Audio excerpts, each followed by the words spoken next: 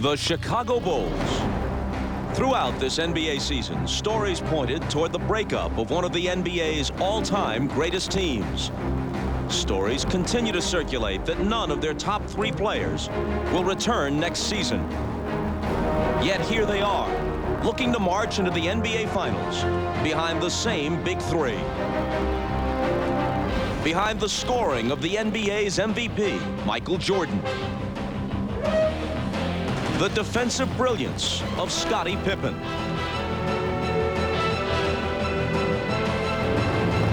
And the unique contributions of Dennis Rodman. So the Bulls continue their run through the playoffs and toward a 6th NBA championship. With a Chicago win tonight, the Pacers are through, and the Bulls are through the East and on to the finals. Game 6 next.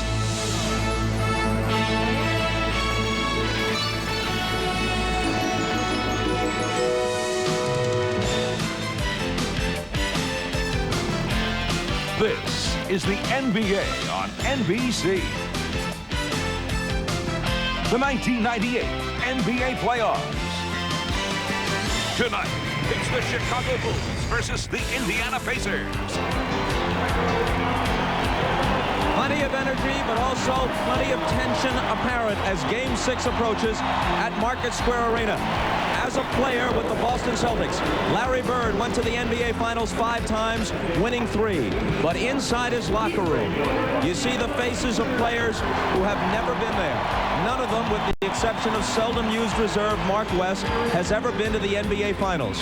They've got to win 2 in a row against the defending champions to get there, beginning tonight. And we welcome you inside Market Square Arena for Game 6. I'm Bob Costas. The Indiana Pacers will not go easily, especially at home. But for a moment, let's consider this from the Chicago Bulls' perspective. They want to win tonight and finish it tonight for 3 very important reasons. First and most obviously, if they let it go to a 7th game, there's no guarantee that they win that game, even though it would be played in Chicago. So that's item number 1. Number 2, by winning tonight, they'd gain at least a couple of extra days of rest before going to Utah to open the finals. If they let it go to Sunday, even if they win it, they head for Salt Lake City with virtually no rest. And number 3, if they let this go to a 7th game, even should they advance, it means that they went through the Eastern Conference Finals without winning on the road. They must win on the road to be champions for a 6th time because Utah holds home court advantage against them in the finals. Now, in their 5 championship seasons, the Bulls have played 20 playoff series. In only one of them have they been taken to an elimination game, and never in the conference finals or in the NBA finals. As we're joined by Isaiah Thomas and Doug Collins, we put the question to you, Doug. What do the Bulls have to do tonight to avoid a 7th and deciding game? Well, Bob, in talking to Larry Bird today, his biggest concern is his team's defense. The Bulls are in a great offensive rhythm. In the last 3 games, you can see their first halves. 56, 54, and 57 points. Now, why has that occurred? Because their big 3 scorers have been terrific. Michael Jordan has got into the post early and often. Very little resistance in Game 5. Scottie Pippen's play has picked up, and he's been aggressive going to the basket. He's been vital. Tony Kukoc arguably having his best playoff series yet as a Chicago Bull. In Game 5, these 3 players combined for 68 points, which was 64% of their team's points. Bob, I think tonight for the Pacers, they must have a defensive stand in the first quarter. They must help on Michael Jordan early and get a body on Pippen and Kukoc. They need a defensive stand after what happened in Game 5. Well, Doug, Larry Bird does get a key reserve. Jalen Rose back for Game 6. He served the 1-game suspension for Game 5. But it's hard to imagine, Zeke, that the Pacers will be heading for Chicago for a 7th game unless they get big numbers tonight from their 2 top scorers, Smits and Miller. Bob, and when you talk about Reggie Miller and Rick Smits, the key word is aggression. Offensively, they must be aggressive. You see Smits at home, he's able to seal and get inside position. But on the road, he's been a totally different player. They let Longley box him out, able to shoot over the top, and Reggie Miller hasn't got a screen. Larry Bird wants his players to set screen. Miller can't get his own shot, so therefore Harper's chasing him off screens. And when you look at their productivity at home and on the road, you look at what they've done in the losses away from home. but you look at what they've done in the wins at home. Now, when you talk about the Indiana Pacers, again, it's going to depend on Reggie Miller and Rick Smith being aggressive offensively. Bob? Now, moments ago, just before they hit the floor at Market Square, Michael Jordan had these words for his teammates. Listen, man, let's go. You gotta play above the ref. Don't let the ref, take us out again. Let's try to do our job. What time is it? Game time. Hoops. Well, if there's concern about the refs and about them possibly taking either team out of this game, it is a good crew. Joe Crawford, Danny Crawford, and Hugh Hollins. Now, Hugh Hollins, as Bulls fans will remember, was involved in a controversial call, a foul call on Scottie Pippen in a playoff game against the Knicks when Michael Jordan was off playing baseball, a call that went against the Bulls, and the Bulls eventually lost that series. Fans don't forget, players don't forget. Hannah Storm and company will take it from the Showtime studio in New York after this message. Then we'll be back to Indiana for Game 6.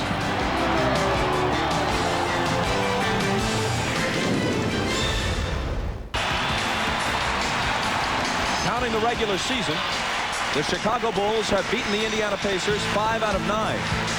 Prior to Game 5 of this series, almost all those games were close. In fact, there was only a 2-point differential between the teams through the first 8 games. Then came the Game 5 blowout, led by Michael Jordan, who had 29, and had he been forced to play more, probably could have had around 40. Tony Kukoc, after a slow start in this series, is now shooting 50% through 5 games. And Phil Jackson hoping for his 6th trip to the NBA Finals and a rematch with Jerry Sloan and the Utah Jazz. Miller and Jackson in the backcourt, although Travis Best has been getting a lot of playing time, as you know, at the point for Larry Bird. Smits has played well in the home games and has pretty much been shut down at the United Center. Larry Bird told us today he doesn't enjoy lobbying the officials, but he feels, as he puts it, that he's got to stand up for my guys because Phil Jackson is doing it for Chicago. We go to Ahmad. All right, thanks, Bob. I was in the locker room with the Bulls before the game. Very business-like attitude.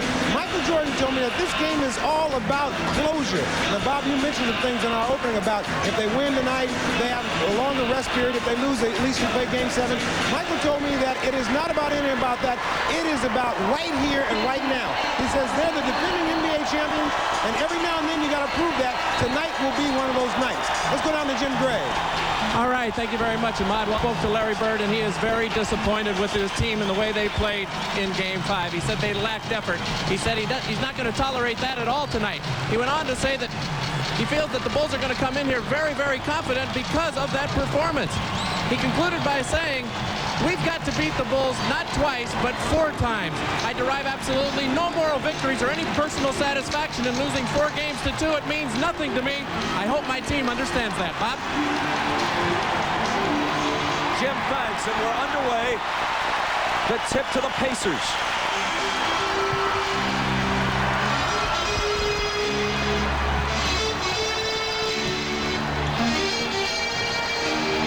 Smits from Miller.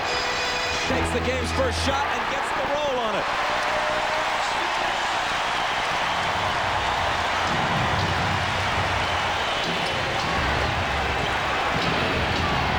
Pippen is cutting and Kukoc sees it. Scottie missed it but keeps it alive. To the left hand, and he ties the game. Kukoc did not get the assist on that good pass, but he had 7 assists Wednesday night, really showing good vision. Well, this is exactly what Scottie Pippen did in Game 5. Take the ball right to the front of the basket. He did it 3 possessions in a row the other night. Tonight, you see it once again. Dale Davis bounces off Kukoc, and Indiana reclaims the early lead. And you see the aggression right away that Indiana has, going with Smith directly to the basket and Davis directly to the basket. Harper around along the screen. Luke's got it back.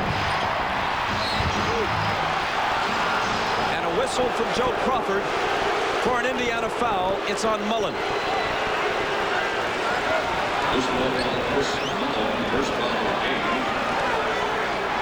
Larry Bird told us earlier today he's looking for some aggression. Controlled aggression, sure, but some sort of aggressiveness from his team. He felt they were entirely too passive as the game got away from them in Chicago on Wednesday night.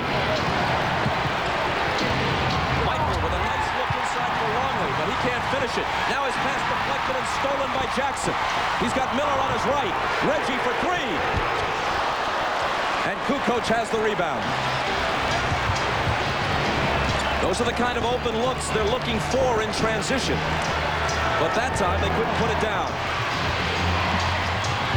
Harper baseline. Longley follows. Not a good sign now. Good defense by the Pacers. They've given up 4 offensive rebounds right now, Bob. Rebounding has not been a factor in the 5-game series, but tonight, look for that on the boards for the Chicago Bulls. And the reason why, Doug, is because they're double teaming Jordan in the post, which is leaving one of their offensive players available to go get the boards. Dale Davis muscles it home for his second hoop. See, that's a matchup that they can exploit all night because Kukoc doesn't have the strength to guard Davis inside. Kukoc from Pippen. Ties it at 6. Tony Kukoc is playing with such confidence. Bobby's a much better player when he starts. Now, I know that puts Dennis Rodman on the bench, but when Kukoc gets into flow and hits his early shots, he's a dynamic player for this team. He had 19 with 7 assists and 5 rebounds in Game 5. Jackson misses the 3. Trying to hawk Kukoc from behind, but Tony gets rid of it to Pippen. He may have traveled, no call. Michael's first shot is long. Rebound Miller.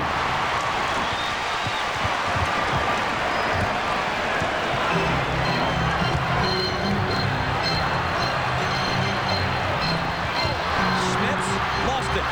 Jordan chases it down. Michael Jordan read that all the way from the weak side. Read Mark Jackson's eyes, got the steal. Pippen misses the 3. Davis outlets to Jackson. Mullen with a good look, but can't hit it. Jackson wins the loose ball fight. Smith screening for Miller. And Reggie is fouled by Longley. Chris Mullen missing a moment ago, a bad sign for the Pacers. Because the Bulls are so good defensively, and Mullen at this stage of his career has lost what little quickness he once had, it's hard for him to get his own shot. But even when he has gotten open looks off passes and screens, he hasn't hit them consistently. He's shooting only 35% and averaging only 7 points a game in this series. Bob, what impresses me most about Reggie Miller, the way he started this game, he came out and took an open 3, and then he put it on the floor and drove to the basket. And that's the type of aggression offensively that he must have and continue throughout the course of this game. Good sign also for the Pacers. They came up with 2 loose balls on that possession. They didn't get any of them in the United Center the other night. Kukoc misses a 3. Jackson clutches the rebound.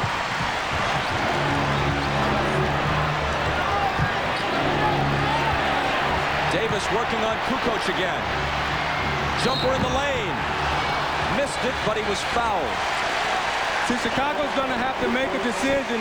Do they come back and double team and leave Davis, or do they come back off of one of the shooters, either Reggie Miller or Mark Jackson? And Bird told us that he would like for Mark Jackson to step up and make a 3 early in the game to open up the inside for them.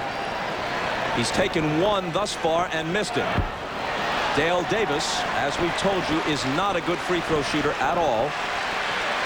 He makes his points, or makes his money, on the boards and gets his points in the lane. He missed the first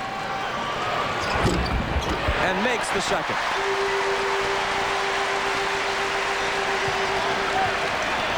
Four minutes in, Michael Jordan hasn't scored. He's missed his only shot.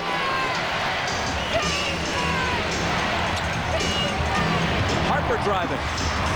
Misses the reverse. Jordan has it. Another offensive rebound. The Bulls are really swarming that offensive boards tonight. The Pacers must rebound the basketball. Your initial defense is no good if you can't come up with the rebound. Michael's first basket makes it 9-8 Indiana. Jackson out to Mullen. Now he gets it back. Smith turns and hits. Mark Jackson, vital for him to penetrate. He faked the outside jump shot, got in the lane. Smith slides to that open area, and he finds him. Great start for Rick Smits today. Davis comes over to help Miller with Jordan.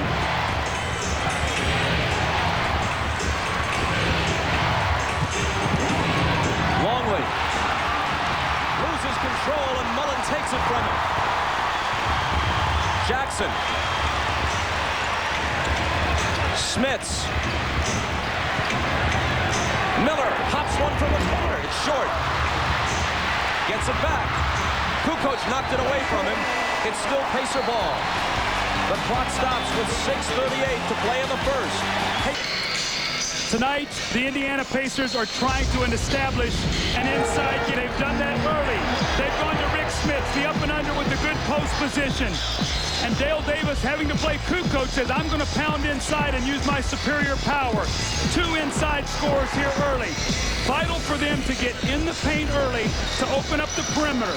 You don't start outside and go inside. You want to go inside, outside.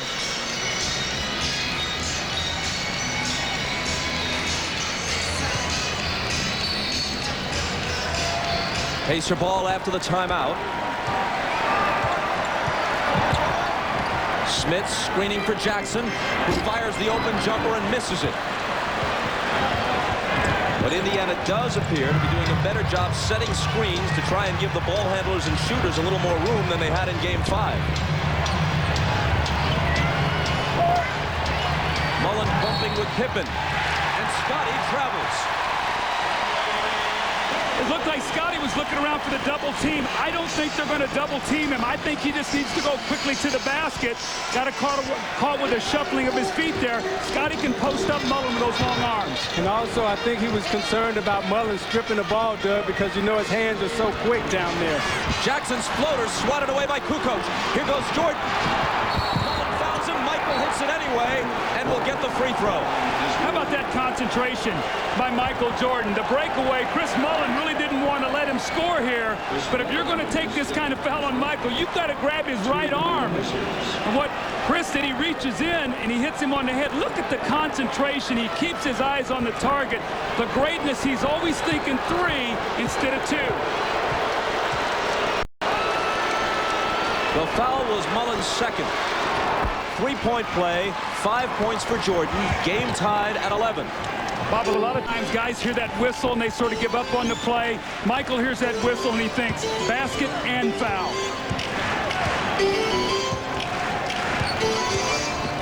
Miller, catch, shoot, no. Rebound Davis. Michael's on Mullen. Smits. Double teamed, so it's Jackson for 3. There's that three-pointer Larry Bird was talking about. Now what that does is they won't come off of Jackson as much, and that should allow Mullen to get into the game because he's a great spot-up shooter.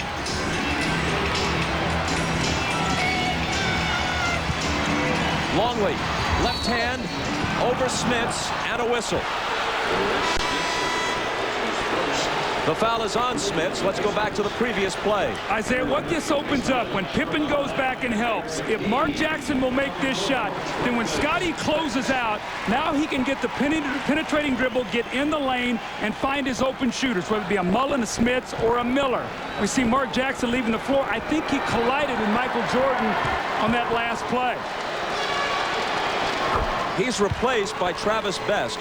Best and Jackson have never been on the floor even for a second at the same time in this series. So their combined minutes equal 48 in each game. And as a combination, they put up 18 points, 9 assists, and almost 6 rebounds a game. So that essentially is what Larry Bird is getting from his point guard spot. You know, Bob, they had the shaky first start in games 1 and 2, but since then, they've really settled into this series and have handled the ball well and gotten the ball in position so Miller and Smits can do their job. Miller dumps it into Smits. Over Longley. Off to a good start. The reason he's getting the ball is because he's screening. The screener is the man who will be open because Reggie can now get the pass and be in great position to feed the post. Chicago asks for time. That is an old adage, isn't it, Zeke? The screener gets the shot. Yeah, that's what they taught at Indiana. That's what Bob Knight was big at. You watch Smith setting the screen, and the screener gets the shot. Whoever sets the screen, you sacrifice your body. Now he has position inside. He gives them the up and under and the bucket. And you're watching the NBA on NBC. Yeah, you do it, Zeke. I'm sorry, NBC. On the bench, he went into the locker room after this play to visit with trainer David Craig. He collides right here with Michael Jordan and goes down and hits his left knee. He was concerned and scared about it, just wanted to run it off, get on the bike for just a minute. They looked it over, he's fine, and he'll return to the game. Bob? Thanks, Jim. And entering the game for the first time now after the timeout are Antonio Davis and Derek McKee for Indiana. Scottie Pippen gets inside, but there's a whistle before the shot. And the foul is on Reggie. The moment McKee came into the game, he went right over to Michael Jordan. That put Miller on Scottie Pippen. Now they're going to attack Reggie. If he's got a bad ankle, they're going to go at him. So he's going to have to play some post defense, whether it's Michael or Scottie. Here is Michael with the jumper. Two defenders on him. Soft touch. He gets the roll. Ahmad Rashad tells us that on that same collision with Mark Jackson, Michael Jordan sustained a small cut on his hand, which apparently has been closed because you can't be in the game if you're bleeding. Harper on Miller. He deals it out to Best. 5 seconds to shoot. Best will. And it's way off. Harper kicks it but recovers it. Nearly traveled, but no call. Bulls down by 1. And an illegal defense warning against the Pacers. With play stopped, Dennis Rodman makes his first appearance. He's averaging 10 rebounds and 30 minutes played, as you see, in this series. He averaged 15 rebounds a game for the regular season and 16 a game through the first 2 rounds of the playoffs. But he's only started 1 of these 6 games. Reggie Miller is very upset here. He feels like that Dennis Rodman bangs him on this shuffle cut. And so Antonio goes over and gives Pippen a bump. So you already see the Pacers have put more bodies on the Bulls player tonight than they did the entire Game 5. And Doug, as we talked about in Game 5, the speed of the Chicago Bulls is the thing that gives the Pacers problems. So when you put a body on them, that negates that speed. That's Davis's first. Pacers are over the limit. For complete coverage of the NBA Conference Finals, go online and step into the NBA.com arena. Listen to a live audio broadcast, view real-time stats or shot charts, and watch video highlights of every contest. After the game, look for news, photos, notes, and interviews. NBA.com, your ultimate guide to the playoffs. Pippen, who was 6 of 9 at the free throw line in Game 5, which isn't great but is an improvement over the 50% that he was shooting through the first 4 games, makes them both here, and the Bulls lead by 1. You can see after every made free throw, the Bulls have gone to full court pressure. Davis got inside for the dunk.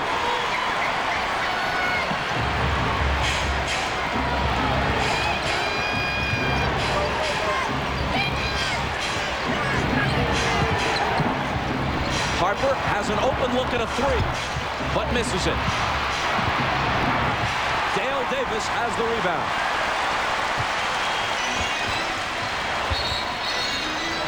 Kicked out by the Bulls. Indiana made 8 field goals in the entire first half of Game 5, going 14 minutes, incredibly, in one stretch, between the end of the first and a substantial portion of the second period without a field goal. They missed 18 consecutive shots during that terrible run. They've already scored 7 times from the field in the first 9 minutes or so of this first quarter. Bob, they've come out and been very aggressive defensively, and that's helped their offense. And you can see how Reggie Miller, how he's pushed Michael Jordan off the post. And that ties their first half output, their 8th field goal on the McKee hook. This has also been a pattern. Anytime McKee has been played by Michael Jordan, they've gone at him in the post and tried to post up Michael.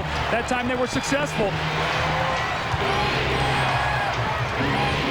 Rodman can't hit it, but does keep it alive, and now he's fouled. He applauds the judgment of the officials. It's one on McKee. Again, you must make Michael Jordan play on both ends of the floor. So McKee is going to try to post him up here. He gets good position. Michael is so very strong down there. But Derek McKee takes his time, uses his height advantage, and gets the little baby hook to go in the lane.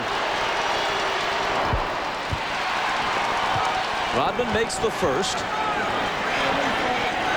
Isaiah, have you noticed that Dennis Rodman has had a lot of layups in this series, and it looks like he's shooting them too quickly. He has more time, but he's catching it and just sort of flinging at the basket. I think he'd slow himself down. He'd get himself 3 or 4 layups in these games. You know, that's always been the problem with Dennis Rodman. He really doesn't have an offensive mind. He's only thinking defense and rebounding, and a lot of times he's open but can't convert.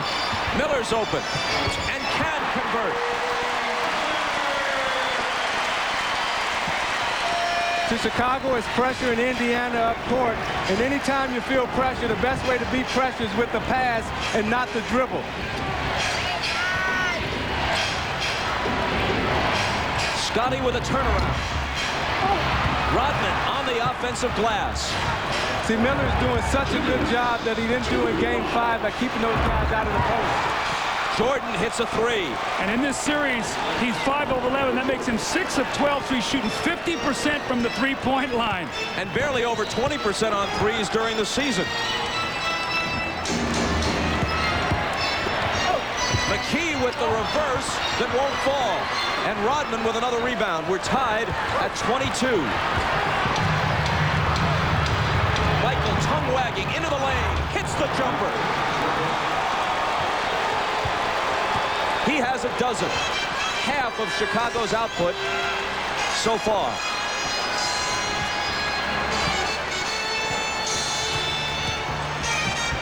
Reggie.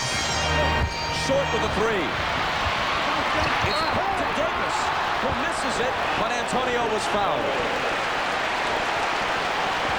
Now you watch Jordan. He'll get himself balanced right here. Long pass, and as they back away from him, he steps up and nails the 3. Now Jordan is really tough in the open court. Loves to go right, gets the angle on Miller, squares himself up, and there's nothing Reggie Miller can do about that when he has that type of angle on him. The foul was on Pippen, his first. Randy Brown comes in for Chicago as Davis misses the first free throw. Here comes Bill Wennington off the Bulls bench, and coach will sit down.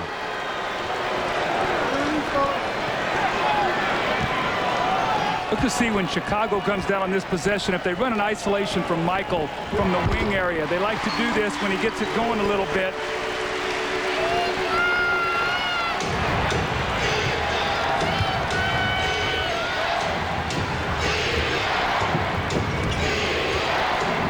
Here's Wennington. His first touch results in a shot that's short. Out of bounds and touched last by Chicago.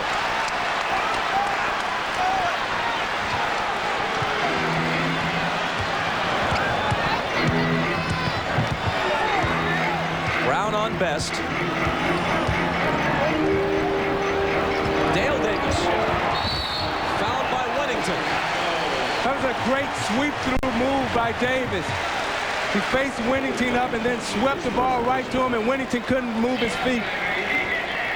Watch as he establishes his position. Now there's the sweep. And he's going and he catches Wennington. He can't move his feet, and now you got him beat. That's a great post-up move by Dale Davis. A hand for Jalen Rose, who's preparing to report in, which is all he claims he was doing toward the end of Game 4. The league saw it differently. Said he came off the bench during a fight and suspended him for Game 5. Even with him, probably with the Indiana National Guard, the Pacers weren't going to win Game 5 in Chicago anyway, the way it turned out. Well, if they would have made that substitution, then Reggie Miller wouldn't have been in to make the game-winning shot, because just who Jalen Rose claims he was coming in for. Now, Bob, look for a 2-for-1 possession here for Chicago right now with 39 seconds.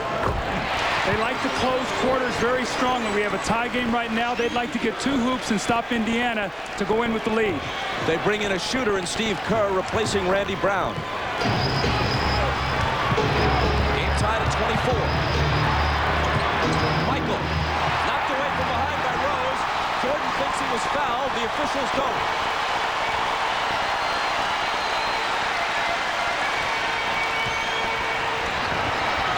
Jalen Rose will shoot it and miss it. Rodman's going to be called for a rebounding foul.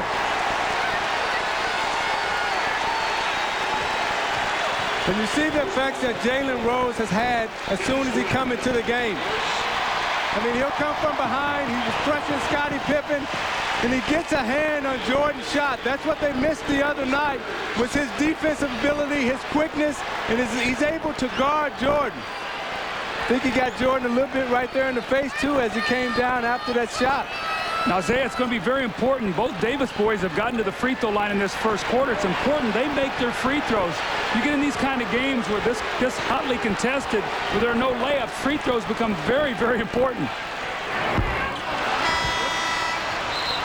And Davis, Antonio Davis, clangs the first one. Now you look at what Indiana's bench has done. That's been the key to their success the whole season, is the way their bench has been playing. However, the problem in this series, Doug, is that their starters have been outplayed by Chicago's starters. Dale Davis rebounds Antonio's miss, but they still come up empty. Rodman has been taken out by Phil Jackson, replaced by Dickie Simpkins. He was still jawing with Hugh Hollins, and I guess that Phil didn't want to risk a tee. Steve Kerr pops and misses at the buzzer. Through the first 12 minutes, tied at 24. Jordan with triple Miller's output. Reggie just 1 of 5 from the floor. No advantage established yet. Back for the second quarter at Market Square after this. This is, as you know, the NBA on NBC.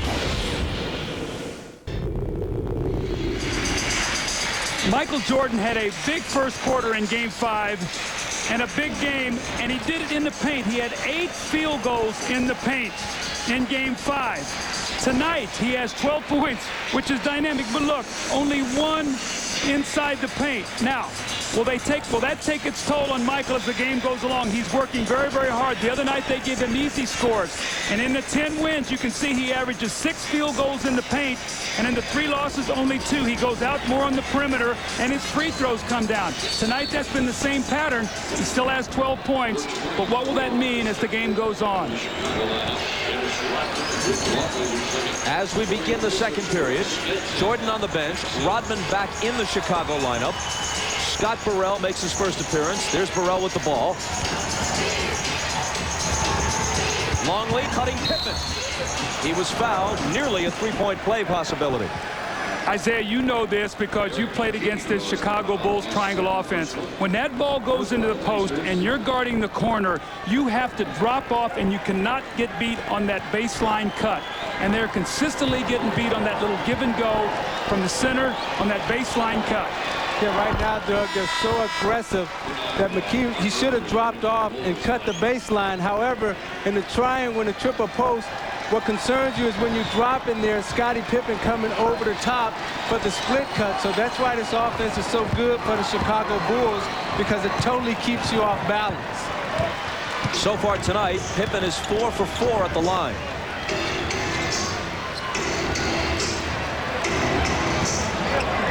Antonio Davis against Rodman. Smits to Jalen Rose. And it looks like an illegal defense warning. And it is the first on Chicago. It's Ron Harper. Anybody who plays Mark Jackson is going to be the roamer. That time it was Ron Harper, and he got caught by Hugh Hollins. Now, Smith's got off to a great start in the first quarter. He was 3 for 3. Let's see if they can get him back involved in the second quarter. See Longley in front of him? No, he was working hard to get in front. Mullen deals it out to Rose. Jalen Rose from the head of the key. It's amazing how much better the Indiana bench plays at home than they do on the road. It's almost like 2 different teams. Tied again at 26.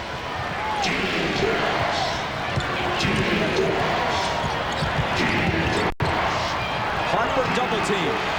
Finds Longley. Now Rodman. Misses the bank attempt, and Jackson has the rebound. Jackson pulling up in the lane, ball knocked free, and Rose chases it down.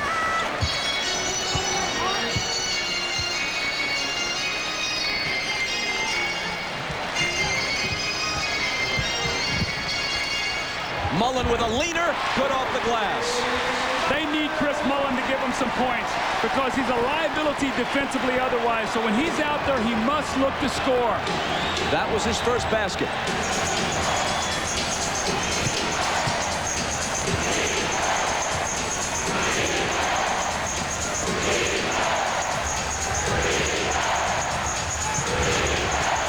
Longley had both Harper and Pippen underneath, but the pass goes Gray. Pacers have the ball and a 2-point lead. And we'll be back. If Zoom is not the former Cincinnati Red right-hander who tossed a couple of no-hitters. Have you researched that, Zeke? No, Bob. No-hitters. Jim Maloney. Can't go that deep.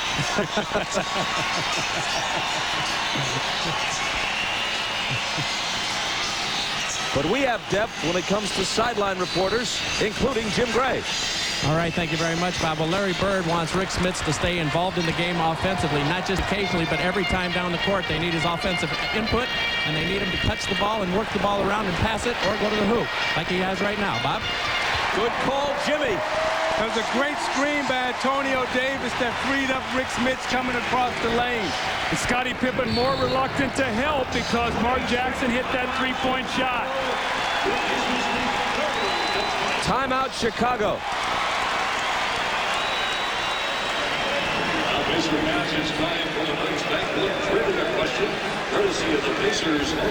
The Chicago Bulls, specifically Luke Long, they did a wonderful job on their defense against Rick Smits. A lot of it due to the poor screening. He got pushed off the block. He shot fading jump shots. He got in front of him. He pushed him off the post. And when he went to the basket, he got help. It was a long night, 3 for 11 from the floor, and a long night also for the Indiana Pacers. Tonight, Rick Smits, he's been a different player here at home. He comes off the back screen. It's a double back screen. He catches it in the post. He takes his time. He looks around, gets his rhythm, fades away, and a little patented baseline jumper. After the timeout, Bulls trail by 4. This is the biggest lead for either team. It's been close throughout. Pippen's floater's no good. Harper has the offensive rebound. I think Smits may have got away with a goaltending right there.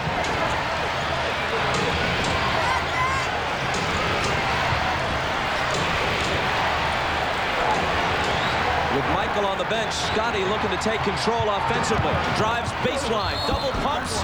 He's coming to the line with a chance to complete a three-point play.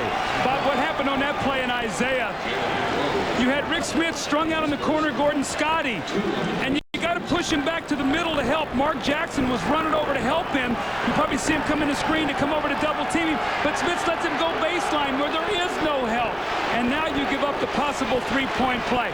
You always have to push your people to help. Doug, you know, a lot of times when you're guarding someone in the corner and you see that defender coming to help you out of the weak side of your eye, you have a tendency to relax a little bit. And that's what Smits did. He relaxed a little bit, and Pippen faked him and went baseline. He really took a shot, wincing a bit as he stands at the line. Here's Ahmad. That's right, Bob. As Scottie Pippen walked towards the bench, he was really out of wind as he was driving to the basket.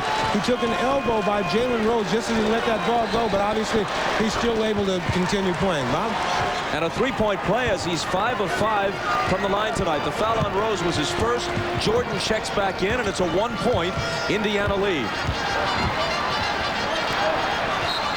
Pacer ball.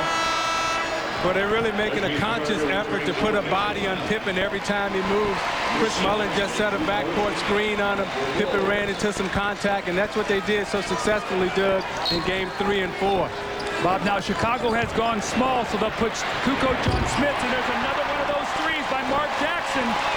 They virtually dare him to take them, and now he's hit 2 out of 3. Reggie Miller's back in for Larry Bird. Scott Burrell is open. He has not been putting down open shots like this the past several games, so it's important for him to hit his first one tonight, which he just did. See, Kukoc could not front him, so he should just take his time to double team. Mark Jackson will be able to now penetrate. Kukoc has him on a switch. Jackson's pass into the lane, broken up by Burrell and taken by Kukoc. All the way to the hoop and fouled by Jalen Rose.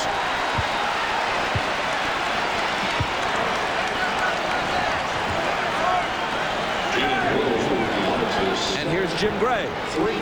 All right, Bob. Well, there's been so much talk about Reggie Miller's sprained ankle in Game 4. He said he shouldn't have been out on the court. He hit the game-winning shot. Felt the same way going into Game 5. Also said it publicly. Larry Bird said to him, hey, if you can't be on the court, I don't want you on the court. That's what he told us today, Bird. He said, come to me before the game. If you can play, we'll play you. If you can't play, I don't want to hear after the game that you shouldn't have been out there. Reggie gave him the thumbs up, gave me the thumbs up, and he's out there playing. Bob? Thanks, Jim. Zeke, concealing or downplaying injuries is part of the game, especially in the playoffs.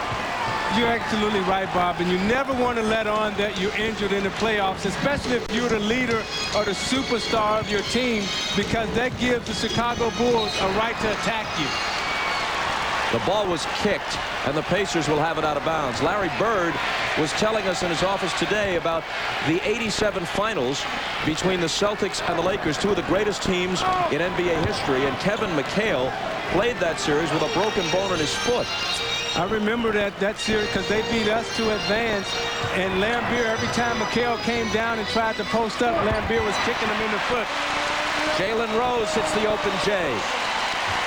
I can't believe Bill Lambier would do something like that unless you told him to do it. Hey, we wanted to win, and we would have done anything to beat the Celtics at that time. Lambier was, of course, a noted pacifist. Here's Kukoc. Bulls trail it by 3. Jordan has trouble with the dribble. Ball loose. Michael turns it over.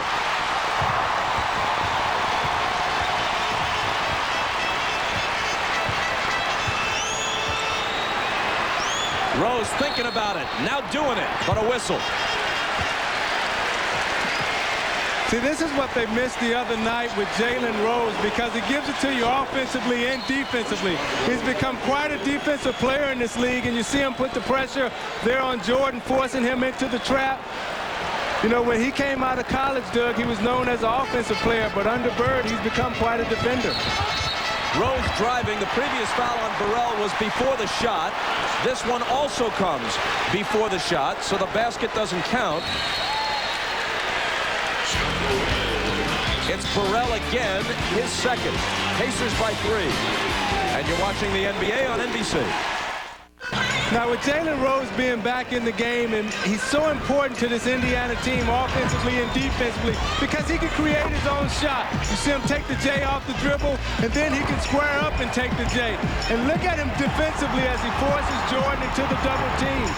They feed off his energy, his emotion, and most important of all, Doug, he brings a toughness to their bench that they didn't have the other night. You took the words out of my mouth. Toughness and competitiveness. You have to have that against the Bulls. The team set, out-of-bounds play. They run it from the other side. It's a staggered back screen for Rick Smith's great low post position and the score. See, Doug, they're getting Smiths in the post off the move tonight. Game 5, they were trying to just have him use his strength against Longley. Kukoc answers at the other end. Meanwhile, Smits is 5 for 5.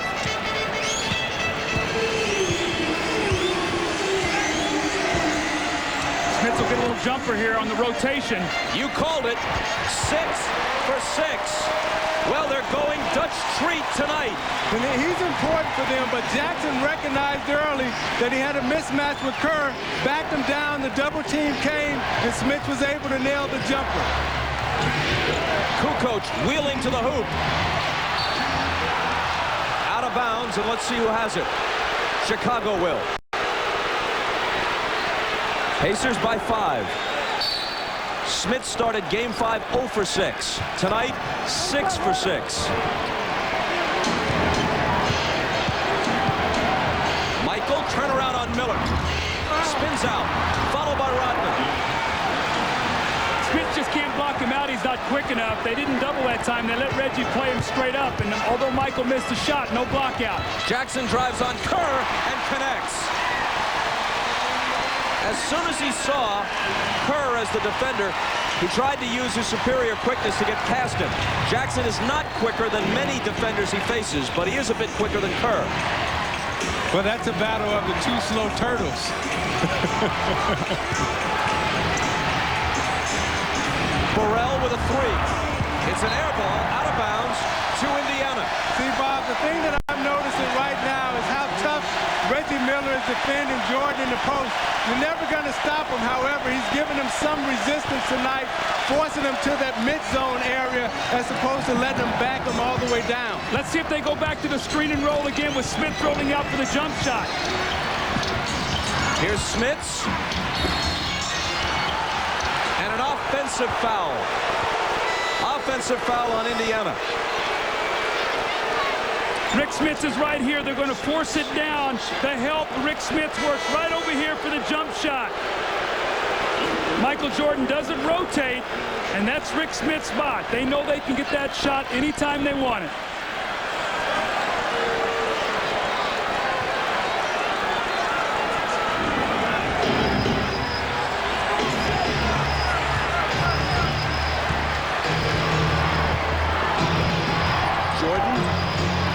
To Longley. Back to Michael for the reverse. He was fouled.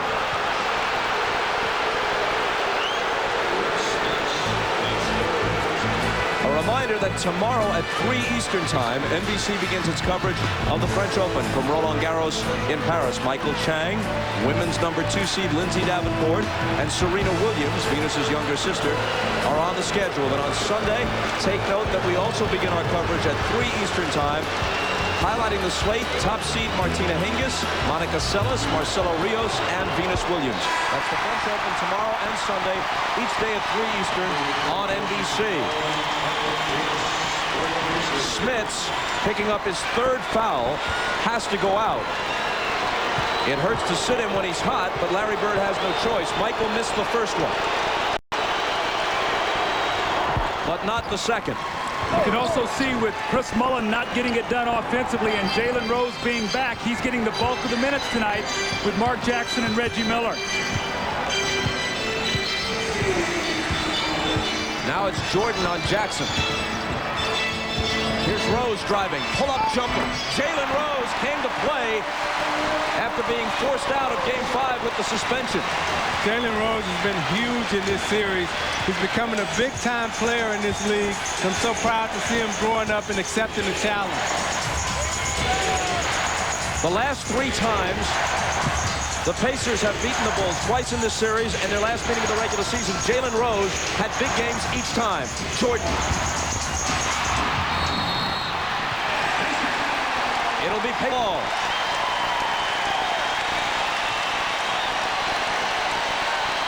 You watch Jalen Rose off the Jackson penetration, the pump fake, the little show and go, uses his momentum against Burrell to get the shot off. I say the difference between he and Chris Mullin, if you see the numbers and the 2 wins and the losses in the games he played, is that he can create his own shot, whereas Chris Mullin's got to be more catch and shoot.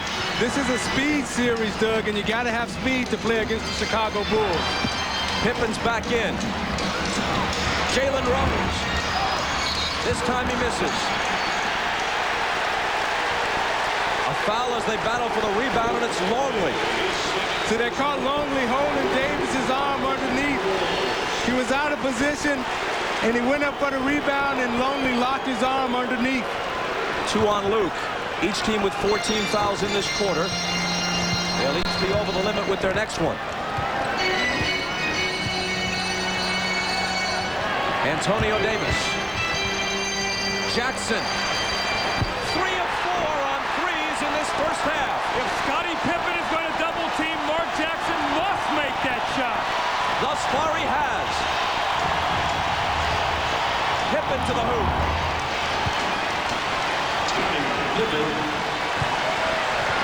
Scottie Pippen now with 11.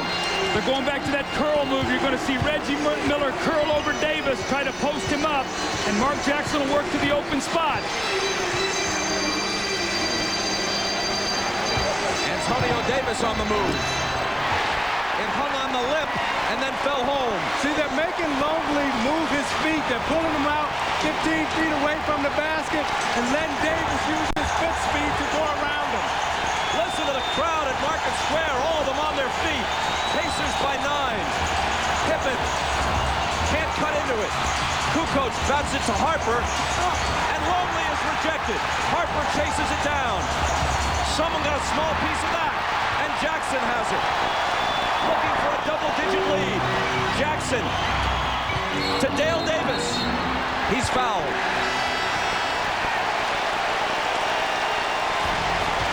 The momentum did not travel along the interstate from Chicago for the Bulls.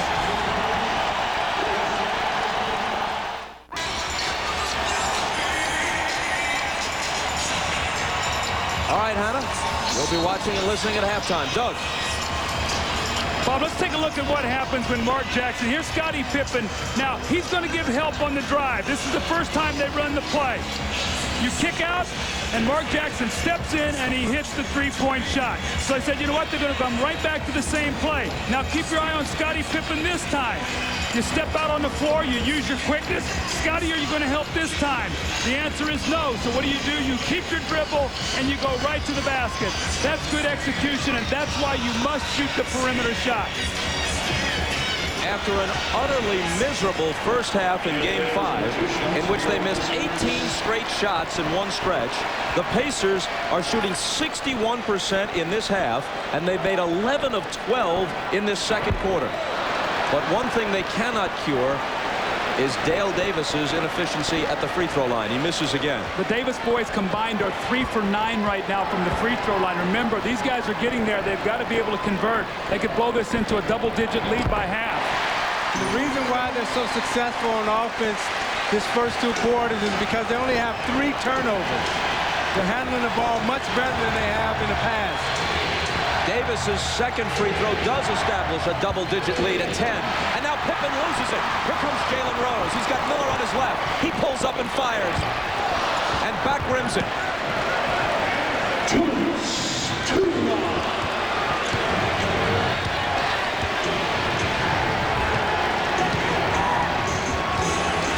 Miller playing Jordan.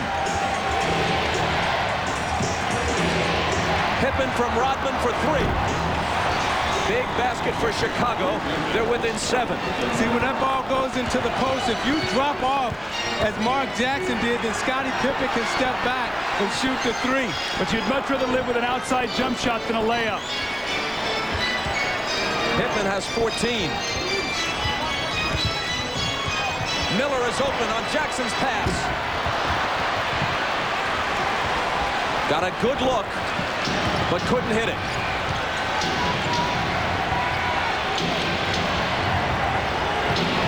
Kukoc. Knocked out of bounds by Davis. Chicago ball, 11 on the shot clock.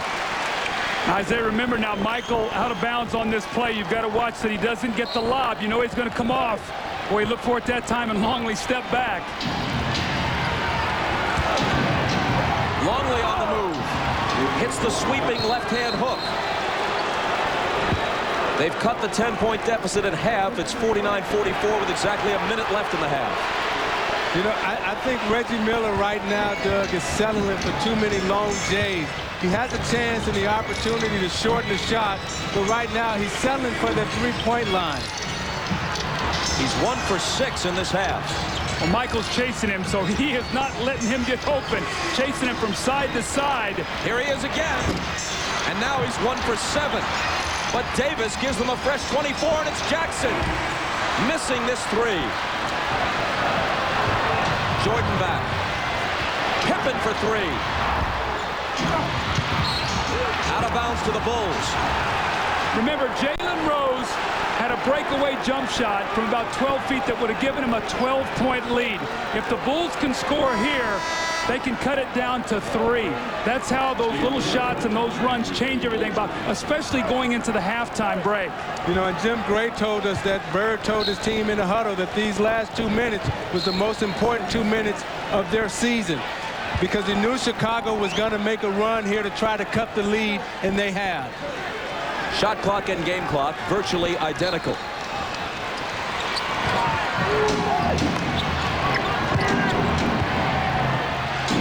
Scottie Pippen looked up. He didn't take the shot. That was very smart. Although he had a mismatch, they want to get the last shot here. This could be a real momentum play. If the Pacers can stop them, they'll go in excited. If the Bulls can score, it'll give them a lift. It'll be Michael to the basket and drawing the foul. How about the strength of Jordan in the air, absorbs the contact, and knocks Dale Davis back. There was not going to be any jump shot on this play, Isaiah.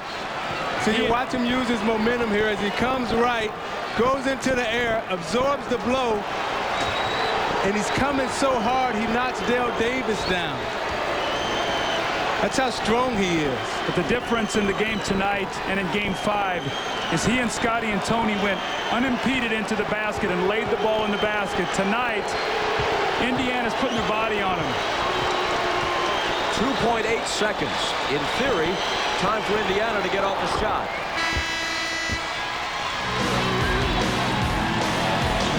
And you look how successful he's been this series against the Pacers. But most of his points, as you pointed out the other night, Doug, when he's hot and he gets into a rhythm, he likes to start inside. And what Indiana has been successful in doing tonight is that they've kept him on the perimeter thus far. 15 in this half for Jordan. Pippen has 14. A little under 3 seconds. Davis trying to get it in. Jackson behind the back will have to heave it at the buzzer. And what was a 10-point Pacer lead is sliced to 3 at the half. Now stay tuned for the Prudential halftime report. Anna Storm and company will be with you after these messages. You're watching the NBA on NBC.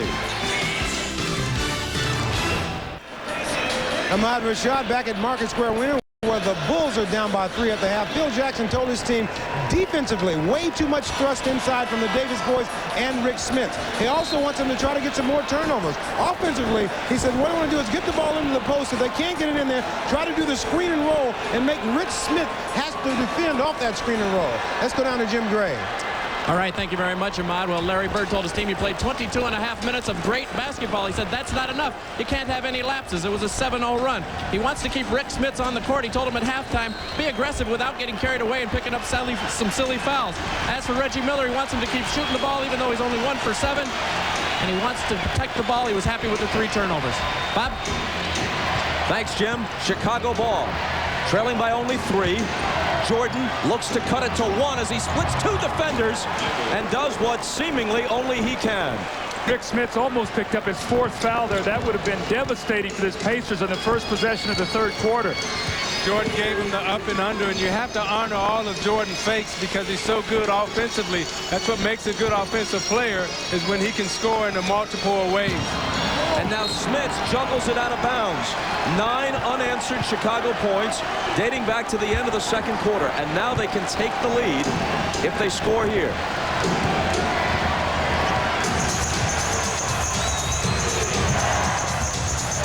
Mullen hits the deck.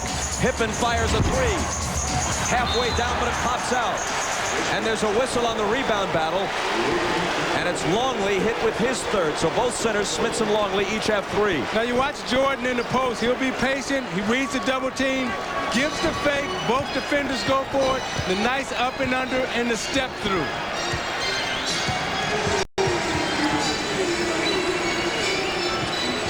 Dale Davis baseline. Out to Jackson, and now Mullen. Good look at a 3. And his shooting woes continue. That was a true brick. I can't remember the last time I saw Chris Mullen shoot like this in a stretch of games. We all remember seeing Michael Jordan do that night after night. Chicago, with 11 straight points, has turned a 10-point deficit into a 1-point lead. It's going to be interesting to see how long Bird will stay with Mullen. Miller, and that's way off. Didn't draw iron. The Bulls score here. I think that Larry Bird's going to need a timeout. They're on their heels. Pippen misses the 3, and Davis has it.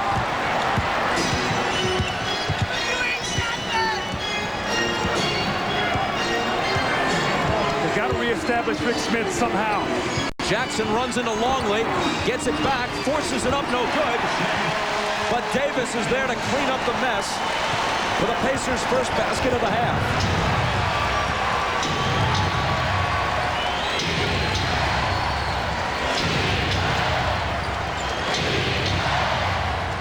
Michael guarded by Reggie. Into the lane on him. Kukoc all alone. Longley gets the tip. See, that's the difference between Michael Jordan and Reggie Miller. See, Michael Jordan can create other ways to score. He can go inside and score. He can go outside and score. But Miller only has one way to score, and that's off the jump shot, so you can shut him down. As Reggie receives the pass, there's a Chicago foul. Looks like Harper. Watch the punishment that Reggie Miller takes on this play. He's going to start cut. Watch Kukoc step out. Now, this guy's not known for physical play. He gives him a bump. Harper chases, and he runs right through the pick of Rick Smits and gets the foul. But you can see Reggie Miller's working so hard to get a shot. Pippen blocks Jackson, but fouls him over the back. Scottie Pippen was so concerned about Reggie Miller being on the other side. He wanted to force Jackson away, so he opened up Jackson's left hand, and Mark went right down the middle, and Scottie came over the top and fouled him. Now, what we saw in the first half was when Chris Mullin could not get it going, Larry Bird wasted no time coming in with Derek McKee and Jalen Rose. So he's going to give Chris Mullin, I'm sure, a chance here, maybe to get some shots. But there is no tomorrow. This is an elimination game now.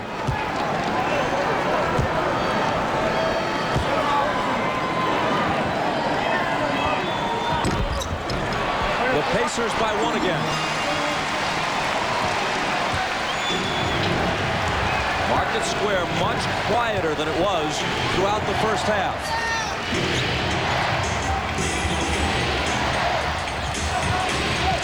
Miller trying to guard Jordan, but can't. That's unbelievable. He faked and had no offensive rhythm at all and still faded back over two players and hit that shot.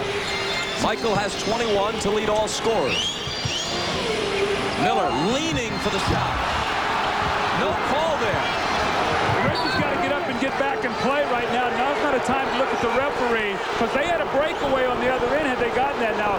He was on his knees with his hands on his hips, glaring at the ref. And when you're struggling like he's struggling right now, the officials know that he's not shooting the ball well, so they're not going to bail you out with any type of foul. Miller is 1 for 9.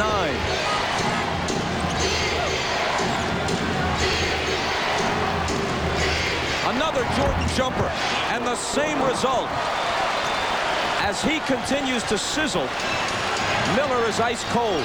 See, with this group right now, neither Reggie Miller or Chris Mullin are hitting, and they've become once again a perimeter team. They've got to try to get the ball inside. To Davis this time, and it's Jordan who fouls him. Michael, though, meanwhile, is 9 of 13, while Miller is 1 of 9. Watch this pump fake, Isaiah. Look at this, and then he gathers himself. Here comes Smits with the hand, and the great players get the great bounces. And in this time, he steps out and he squares him up. Reggie says, I'm going to give you some space. I'm going to give you the jump shot. Michael says, I'll take it, and he buries it. And you know why it makes it look so easy is because his game is so complete, Doug. You know, when you're guarding a great offensive player, you have to honor every fake he gives you because he just might go that way. And with Jordan, you have to go for every move that he gives you. If not, then you step back and you give him the J. So when you're talking about Michael Jordan, his mindset is either I'm going to make the shot or I'm going to miss it, but you as a defender have nothing to do with it. Again, 1 of 2 for Dale Davis. Mullin just went to the bench, replaced by Derek McKee. See, now Miller will guard Pippen, and they'll put McKee on Jordan, who's a little bit taller defender. So Scottie's going to take Reggie Miller into the post. They are just abusing Reggie. There's not going to be an off night. Whoever he's guarding, they're going to go right into the post against him. They did it the other night also. Bulls by 4. Let's see if Smits can answer. He can. See, Smits is on the move into the post. He's not fighting lonely. And when he's on the move, he can use his speed. 14 points on 7 of 7. See, Scottie wants it in the post once again. He told Luke, get out of here. Jordan fires a 3. It's just short. Smits takes the rebound flat-footed. Pacers can tie or take the lead with a 3. See, McKee really working hard in the post now. Scottie helps. Mark Jackson will have the 3. You called it, but he elects not to take it. It's Smits from the head of the circle. His first miss. McKee follows throws and misses. Ball still loose and Harper has it. Now to Pippen. Mike on his right.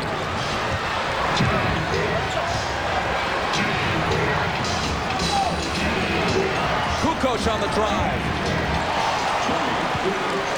And Tony Kukoc gives Chicago a 4-point lead. He has 7. He's a left-handed player, Isaiah. You got to push him back right. Dale Davis is letting him go to that strong hand. Mark Jackson into the lane. And now Dale Davis will bring it back to Jackson. Against Kukoc. Davis with the jumper. See, that's where you have to go. You started out the game with Smits and Davis. There were 9 or 10 from the field in the first half, and you got to come back out in the second half and establish that again. You can't come back out shooting Jays. Davis has 14. It's Pippen finding Harper. Head fake, jumper, got it.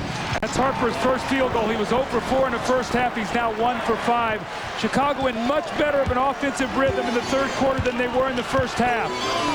See, Indiana has to be disciplined enough right now to stay within their game plan. Establish Davis and Smits. Open up inside so you can free up the outside. It's Davis wheeling on Kukoc, who fouled him. And we'll be back to Market Square in a moment. Check in with Jim Gray. All right, thank you very much, Bob. During that timeout, Rick Carlisle, the assistant coach to Larry Bird, told Reggie Miller, square up, get your feet proper, no more off-balance shots. We'll get you a good shot. We'll keep giving you the ball, but don't take a bad shot off balance. Bob? Here's the good news for the Pacers. The Bulls are now over the limit already with almost 5.5 minutes to play in the period, and the Pacers do not have a team foul yet. Every time Davis has gone to the line, if I recollect this correctly, he's made exactly 1 of 2. You're right, he's 4 out of 8. Loose ball scooped up by Miller. Jackson puts it behind the back to evade Pippen. McKee with contact against Michael Jordan, and Jordan's going to pick up the foul, which will be his second. This is why you must get in the penalty early. And that's what's happened now. Indiana has got it going to the basket. Now they've got to convert on their free throws. In the first half, they were only 6 for 12. The Davises are a combined 5 for 12 now. That's not going to get it done in a close game. And Doug, when you're in a penalty and you're in the bonus, your point guard must recognize that and make sure that you don't settle for jump shots and you keep attacking the basket, keep going to the basket, because Chicago Bulls have to make a decision. Are we going to foul you or give you the layup? The Pacers once led by 10. They now trail by only 1. Still, it's hard to imagine them beating the Bulls while Reggie Miller shoots 1 of 9. He's got to give him something before it's over. McKee may have fouled over the back, reaching to deflect the pass out. That's what happened. But so I'm sorry, Bob, you can see what's happening, though. They got McKee. Now he's shadowing Michael Jordan. It was Reggie Miller. They'll come in with Jalen Rose. They'll try to put a fresh body on him every 5 or 6 minutes. Hopefully they can make him human in the fourth quarter. That was McKee's 3rd.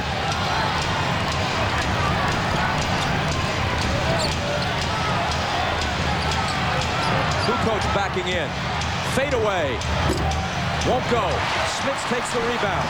Jackson looks to push it up the floor, but Harper cuts him off. Smits from Davis.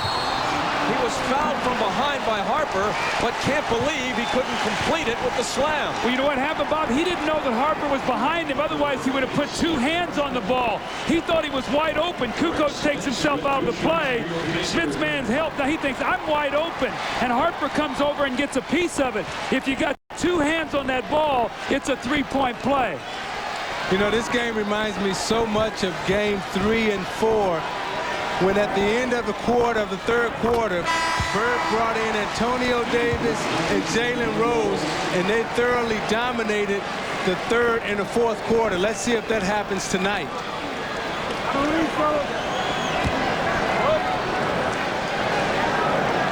You look at Smits and Davis right there.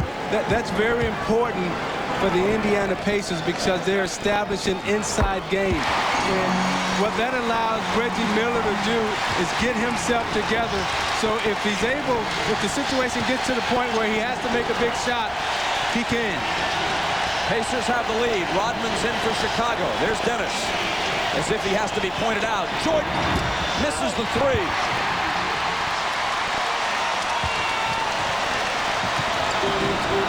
McKee cut off by Pippen.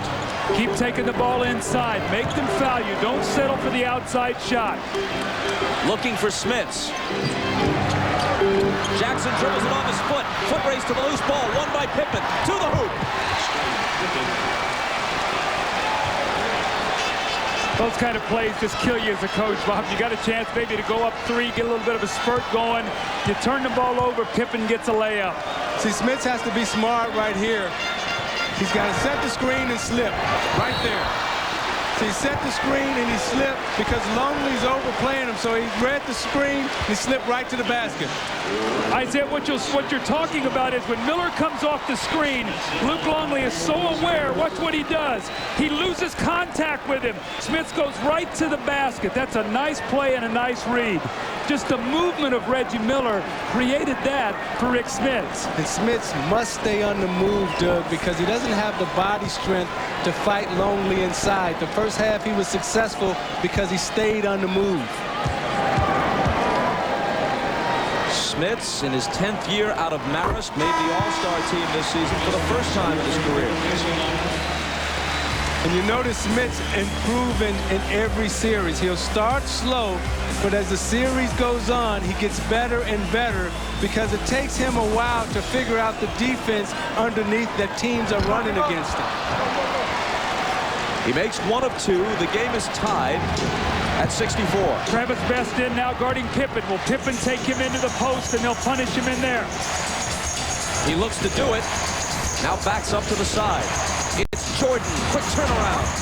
Michael Jordan gives Chicago the lead and gives himself 25 points. And you see Jordan wearing that right side of the court out. The shots that he's made this quarter, most of them will come from that right side. Miller in the lane. Tried to put it up with the left hand, and now the outlet pass is intercepted by Jordan. Here's Longley driving to the hoop, completing it, and coming to the line. Reggie Miller got so far under the basket, he tried to switch it to his left hand, and his shot hit the underside of the rim. Then the attempt at the saving pass back up top was picked off by Jordan, and that ignited this break. You watch Reggie Miller coming off the screen, trying to make something happen. He loses the ball, and Derek McKee tries to save it out. Throws it to Jordan. Jordan is patient enough, reads the 3-on-1. Best comes over and fouls Longley.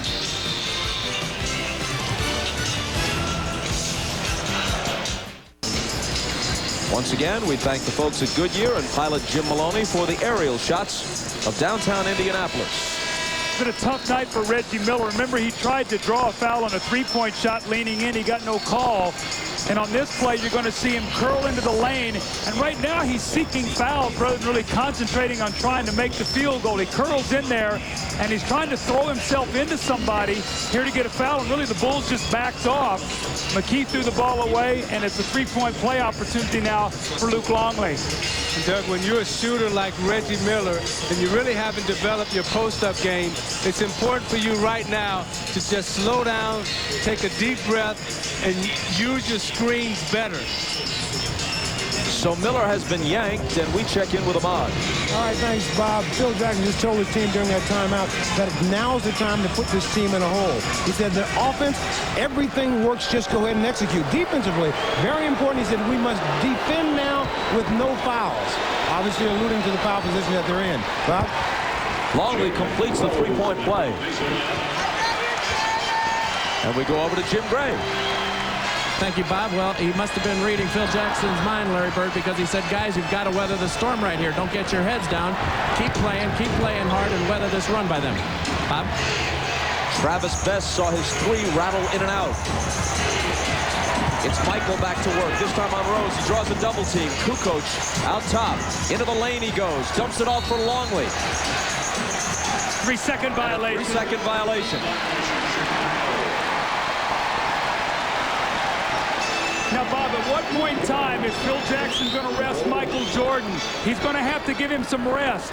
They only have a 5-point lead. He'd like to have a cushion going into that fourth quarter in game 3 with an 8-point lead. He rested him, and the Pacers tied the game. So you got Tony Kukoc guarding Dale Davis now. You got to put it into the post to him. Recognize your mismatches. Longley out, Kerr in for Chicago. Rose for 3. And Kukoc is there on the boards.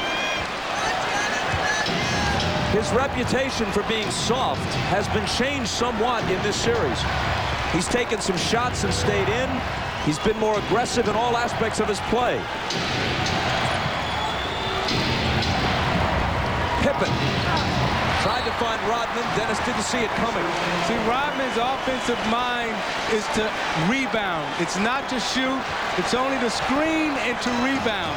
So he's never looking to accept the ball for layups.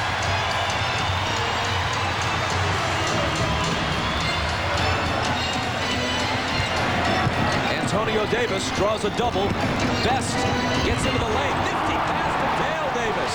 See, that's the Davis you got to go to because he's being guarded by Kukoc. Not Antonio Davis, but Dale Davis. Does Travis Best know this is the Eastern Conference Finals elimination game and whipped behind the back? Wow. Here's Michael. His pass deflected by McKee, but right to Pippen, who overshot it. Antonio Davis battling Rodman. Jump ball.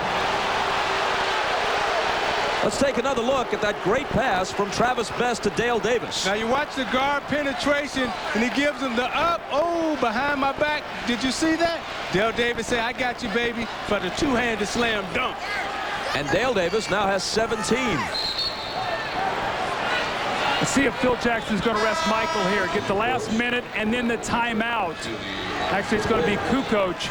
A lot of times as a coach, you try to buy that last minute, and then you get the timeouts rest, maybe the first minute of the fourth quarter. Maybe you get 7 or 8 minutes rest, but only miss a minute and a half of the game. Pacers win the tip.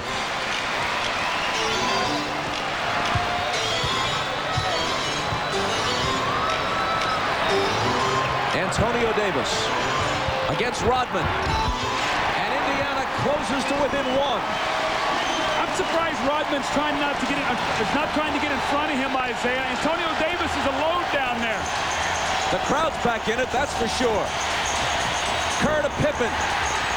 Deflected, recovered by Dale Davis, who somehow manages to stay in. Now it's Best. Stutter step to the hoop. Indiana has the lead. Now Travis Best ran over the official Danny Crawford down there.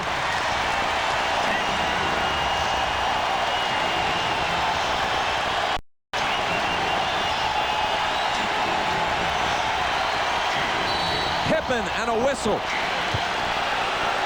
There's a Pacer foul with 7.3 on the clock, but they had a foul to give, and since it came before Pippen could launch a shot, in fact, they have multiple fouls to give. It's only their 4th of the period. But they're first in the last 2 minutes. So should they commit one in the next 7.3 seconds, the Bulls would be at the line. As it is, they put it in from the side. Burrell with the left hand rejected. Rose heaves it at the other end. Over the backboard, but the period ends with the Pacers rallying back to take the lead at 70-69.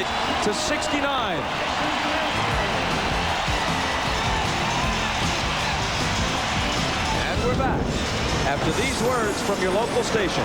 You're watching the NBA on NBC.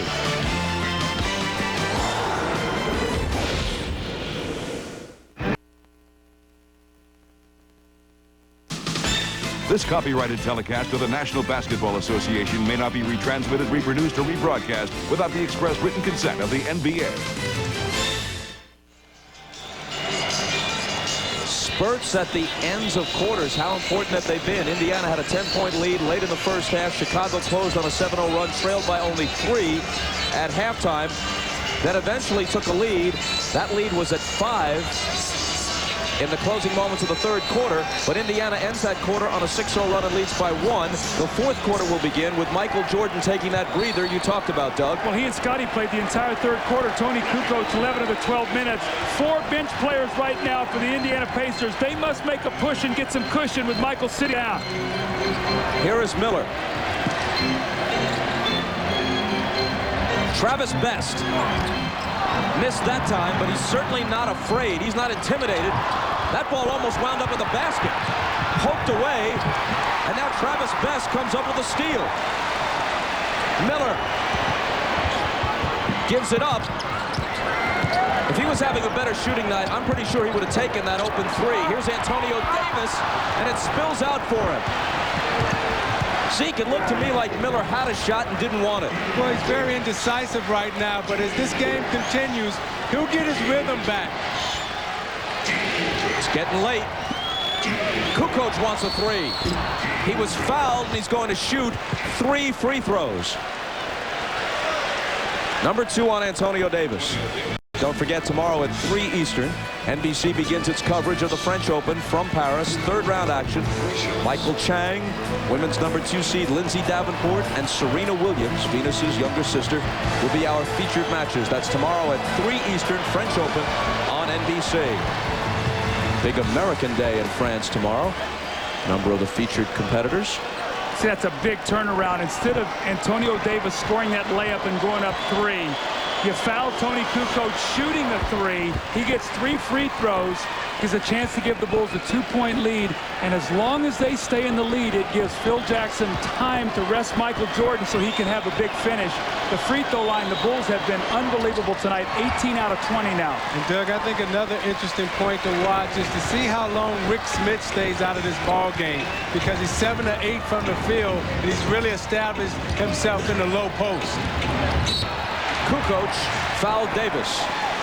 See, Davis and Smith have really been giving the Bulls problems. Those two combined tonight are 13 of 15 from the field. So you want to keep exploiting those two matchups. That's 4 on Kukoc. And Phil Jackson gets him out of there with Ron Harper coming back in. So really the only primary scorer right now Chicago has is Scottie Pippen. They have Harper, Rodman, Burrell, and Kerr on the floor. Here's Rose. Jumper over Burrell. Let it go, let it go. And the ball out of bounds to Indiana. Now with Dale Davis and Antonio Davis in the game together with the Bulls' smaller lineup, they should be able to control and dominate the glass. They got to get shots up, and then if they miss, they got to get them back. Just like that. Give yourself multiple shots. Miller gave it up to Dale Davis. Harper got a piece of it. It's out of bounds off Chicago, but they deny Davis the easy 2. See, that's when speed becomes a factor. You see Dale Davis much bigger and much stronger, but Burrell jumped at him so fast that it threw him off balance. Here's Best. Miller, who's 1 of 11 from the floor. Rose on the move. And he was fouled. He'll come to the line with a chance to tie it with 10:27 remaining. The foul is on Burrell. That's his 4th. Isaiah, if we would have talked today and said Reggie Miller would have been 1 for 11 in this game tonight, and Jalen Rose would be at the line with 10:27 to go with a chance to tie this game, I don't think we would have believed that. Well, Dale Davis has taken up part of the slack, equaling his personal playoff high with 17 points tonight.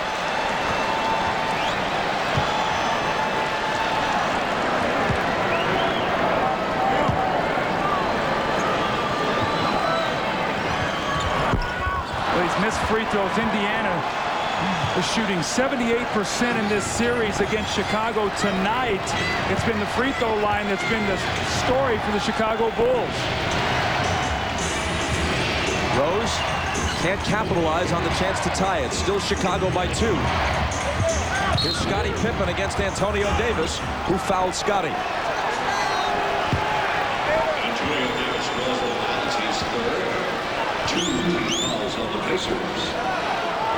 That's 3 on Davis. Both the Pacers and Bulls with 2 team fouls. Chicago ball from the side. Rodman takes a hook. Why, we'll never know. Rebound Davis. They got to set some screens for Reggie Miller so he can get a shot up, and the Davis boys can play on that offensive glass. Nice pass inside from Antonio to Dale.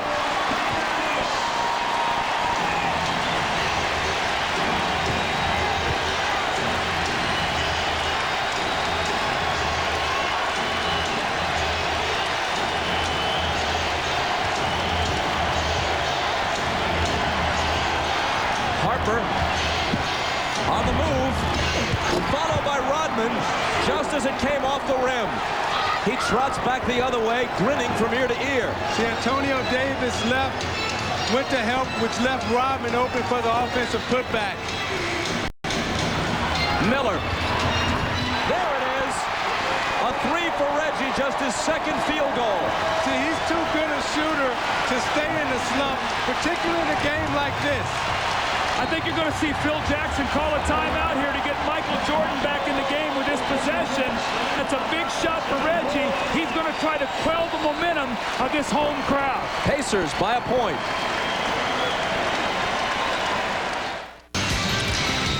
The view once more from the Goodyear Blimp Stars and Stripes inside Market Square Arena. There have been 13 lead changes and 12 ties, and it's the Pacers by 1 with 8:48 to go. Now, Reggie Miller is such a great shooter, and he's too good a shooter to continue struggling. You see he struggles here with the three-point shot that he takes off balance. Then he tries to go into the lane to force some contact to see if he can get some rhythm on the free throw line. Then he misses a wide-open three. But then he takes his time, settles down, squares himself up, and then nails it. You see the follow-through on the shot, and great shooters always believe that they will make their next shot because they spend so much time practicing. And a timeout. Here is Michael Jordan. Jalen Rose is on it. Jordan wastes no time. It spins in and out. Longley, however, comes up with it. Rick Smith's got to get that rebound. Right now, rebounding and free throws are going to determine the last 8 minutes of this game. Longley stumbles, and Best takes it away. He's got Rose on his left. 2-on-1 break, and Jalen Rose is fouled by Steve Kerr. Isaiah gave it up too soon. He had Steve Kerr back. What you've got to do if you're the point guard is you've got to drive that ball right to the basket and make him come over and stop you. And then drop the ball off and you'll get a layup. He gave it up too soon, and he allowed Steve Kerr to get over and get the foul. Yeah, or either you play pity-pat back there. When Jalen Rose caught it, a quick touch back to Travis Best would have got him a layup. Tell you one thing about Travis Best, though. He's in his third year out of Georgia Tech, so he post-dates their 2 trips to the Eastern Conference Finals that the Pacers made in 94-95. He may make the occasional mistake, but he is not intimidated. He wants to play under pressure, apparently. Well, he played in a big-time program at Georgia Tech, and he was well-schooled as a point guard. He also had Larry Brown, who was good with point guard. So he's learning slowly how to mature into that position. Again, free throws and rebounding. Rose hits the free throws that he didn't make the last time. Pacers by 3. Jordan into the corner for Harper, and now he gets it back. Longley with a long one. Way off. Loose ball to Jalen Rose.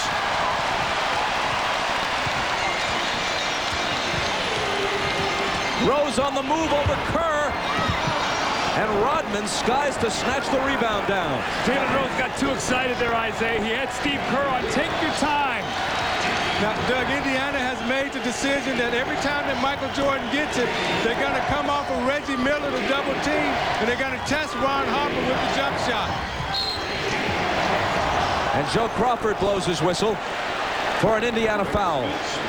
Anytime Smith is involved in the pick and roll, it's so hard for him to move his feet. So what you're seeing the Bulls do is lower that shoulder and look to go to the basket. 4 on Smiths. Each team has 3 team fouls.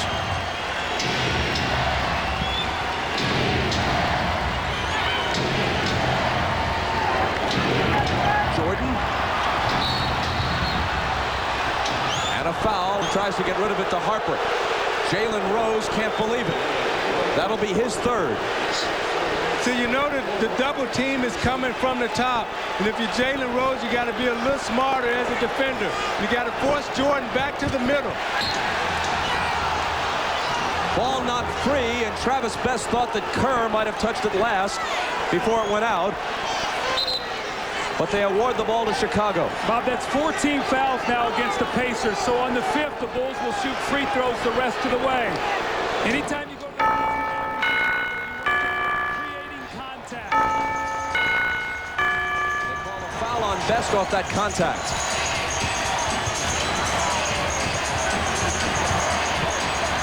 Harper into the lane and outside to Kerr. Now it's Longley with the left hand, and Rodman has it fall out for him. Still he battles and gets it to Longley.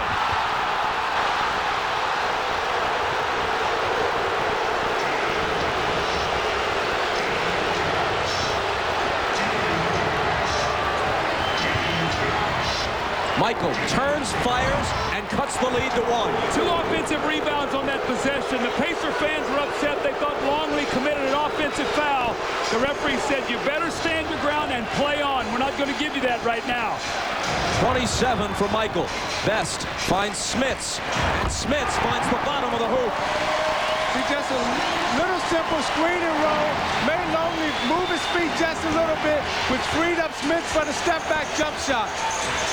19 for Rick. Harper, short, Longley to follow. Another offensive rebound. Now, Rick Smits has got to do a job, Bob. When he comes off that screen, he's got to get back into play. He's having a difficult time getting back in there. Best working against Kerr, runs him around a screen. Now Smits gets it back, pops the jumper, and hits it again. See, that's a smart offensive player. I shot the J the first time. I got it back the second time. Now I'm going to give you the pump fake and the dribble getaway move for the easy deuce. He's as hot as Miller has been cold. 9 of 10 for the big Dutchman.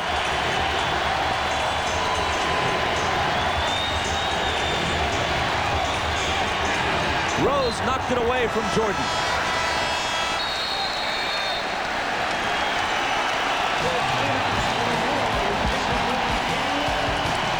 Watch Rick Smits now. He comes over to give some help. And there's Luke Longley on the offensive boards. But you know what? If you're going to give up 2, you better come back and get 2.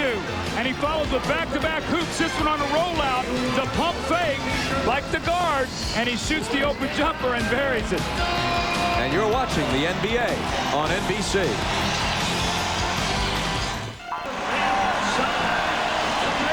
Jim Gray back in Indianapolis during that timeout. Rick Smits had his left index finger worked on by David Craig. He jammed it down the court last time. They put freezing stuff on it to try and numb it down. Had a little bit of a massage. He's going to continue in the game, but he's very sore in his left index finger, non-shooting hand, Bob. Let's just hope, for Indiana's sake, that the freeze it doesn't cool him off, because he's sizzling now. Hey, this is the playoffs. You cut that finger off. Well, let's not go to that extreme. Chicago, meanwhile, turns it over. Let's see if they go back to that screen roll with Best and Smits. It's been working. He'll come high now and roll out and look to shoot that shot. Reggie into Antonio Davis, who was fouled. That's Pippen, and it's his 3rd. If there's a Game 7, as you know, it's Sunday night from the United Center in Chicago. An earlier start than these weeknight games. 7 Eastern, 6 Central. Showtime precedes it. And then tip-off from the United Center is at 7:30 Eastern, 6:30 Central Time, if we go to a 7th game. It was a great feed by Reggie Miller into the post to Antonio Davis. Now let's watch these last 5 minutes, because traditionally that has been Miller time in Market Square Arena.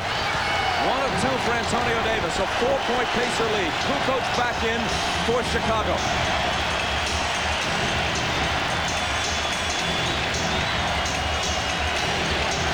Jordan around the Kukoc screen, spinning and drawing the contact that will bring him to the free throw line. See, when you're Rick Smith, you must be smarter right there. Jordan was spinning. You had him out of control. You just jump up and hold your ground and make him make a tough shot. But Jordan, he's so great and he's so good. You're always afraid when he's coming. So your natural tendency is to give in and foul. Which is Smith's 5th. Jordan is now 5 of 6 from the line and has 28 points in the game. You can see the confidence that Larry Bird has in his bench. He's got 2 starters on the floor right now. His 2 stars in Miller and Smith. And he's got Antonio Davis, who's been terrific in this series, and Jalen Rose and Travis Best, who've been excellent in the home court and in the wins here. See, I agree with the decision Bird has made right here to leave Smith's in with 5 fouls because this is your season. Well, Chicago's gone small now. Kukoc is playing, and he's going to try to front him in the post. Reggie, little turnaround, and his bad luck continues. He tried to guide that one in the basket. That's one of those toughest shots in basketball, the little 6-footer where you can't use the glass. He's 2 of 13. Michael. Rodman battling for the rebound in between 2 Pacers. And it will still be Chicago ball.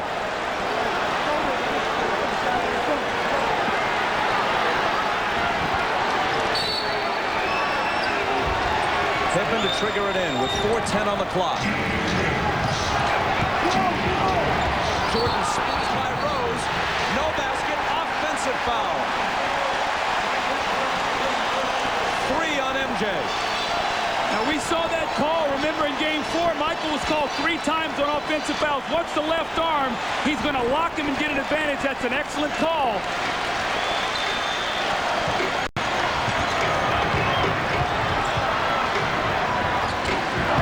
Scottie Pippen got into the passing lane and picked it off. The Bulls can tie with a basket here. Best is playing him. They're going to double team. He's going to pick up the cutter. The cutter was Harper, and MJ certainly picked him up. The dunk ties the game. See, if you're Rick Smith right now, you can't let Tony Kukoc play you. You got to establish position, get yourself down in there low, and make a shot. Jalen Rose forces one, and Pippen gets a piece of it. And now Rose, in frustration, fouls Scottie. That is a terrible sequence for Jalen Rose. Well, Scottie Pippen is one of the best defenders in the NBA, and you're going to see him shoot the gap, read the eyes of Tony Davis, and pick that one off. And it leads to the give and go off the double team. The weak side, nobody helps. And Ron Harper with the dunk. And then the frustration foul by Jalen Rose after he took the tough shot. And Scottie Pippen is at the free throw line where he was 0 for 2 in Game 4. He steps up and knocks this one in. And Doug, the reason why all of that happened is because Rick Smith failed to screen Scottie Pippen. We talked about earlier, the screener gets the shot. And Rick Smith is failing to set screens now as he did in the first half. That was Pippen's first miss at the line. He's 6 for 7 for the night. The Bulls by just 1. And Best brings it to the front court and asks for a timeout, which comes with 3:07 to play in the 4th quarter of Game 6.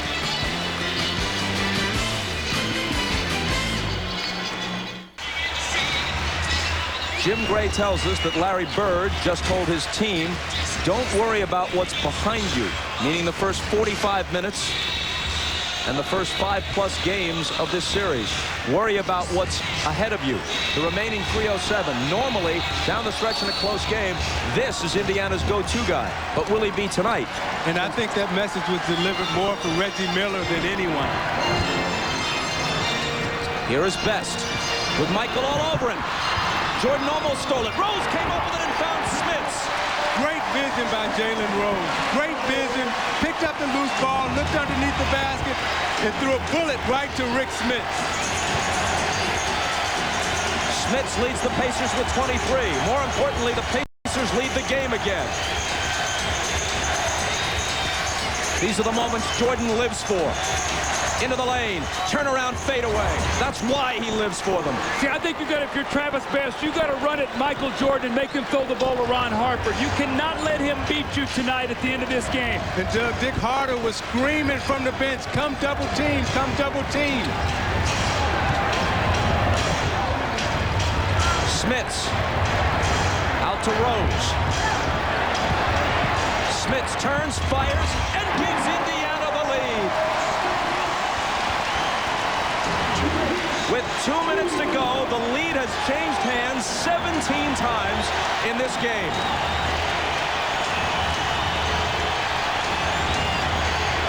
Michael.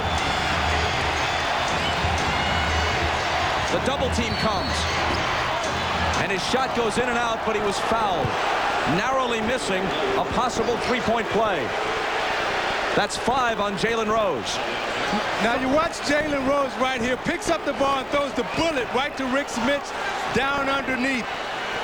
Now Rick Smits takes his time, reposts, sets up, turns around for the J. When you have a smaller defender guarding you, take your time and let it clear out.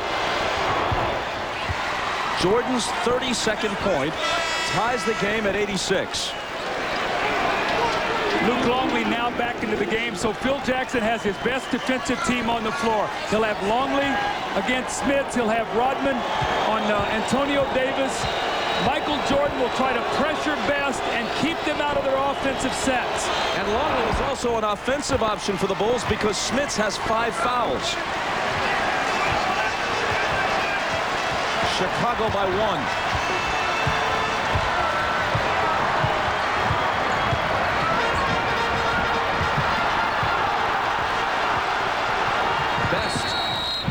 And a whistle, an illegal defense against Chicago. That means a free throw here because they had one called earlier. And look at Phil Jackson's reaction.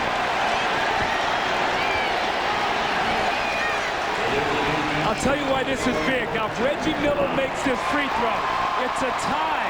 So if they score, you get off that odd point. They've been on the odd point. It would give you a 2-point lead instead of trading back going 1-1 is what they've done the last 2 possessions. And Doug Smits must be smarter right here. Recognize the fact that Longley has come back into the game, so you can't fight him down there. You can't muscle him. Take him out, use your speed, use your quickness to go around him. And Travis Best has got to be very careful not to dribble against this clock too much. Michael Jordan, one of the great defensive players in the league. All over Best. 10 seconds to shoot. Best takes it right into Longley. There's contact but no whistle. And Rodman called a timeout, I believe, as he grabbed the loose ball. Yes, that's what he did. How about the presence and the size of Luke Longley? You had the penetration by Travis Best. Look at Luke. It's like a roadblock. You're going nowhere. And Best just running in place. Rodman was able to get the timeout before he fell out of bounds. Bob, remember now last year, you could not get it if you were falling out of bounds. This year, he had both feet in bounds. Watch out. It's like a wide receiver in football. They're both down. Give it a timeout. Heady play by Rodman. A minute 9 to decide it.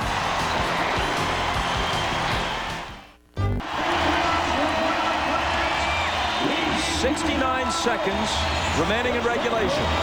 69 seconds to decide Game 6 of the Eastern Conference Finals with 2 of the greatest playoff pressure players in NBA history on the floor. But one of them, Michael Jordan, has 33 points on 12 of 21. The other, Reggie Miller, has 8 points on 2 of 13. Into Jordan.